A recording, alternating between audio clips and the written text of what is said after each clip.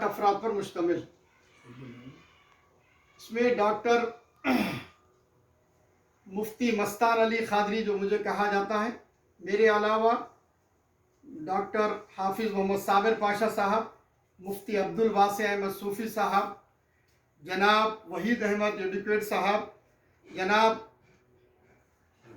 شمش الدین فاروقی صاحب، اور ڈاکٹر سید ذاکر حسین نقشبندی، ڈاکٹر مفتیہ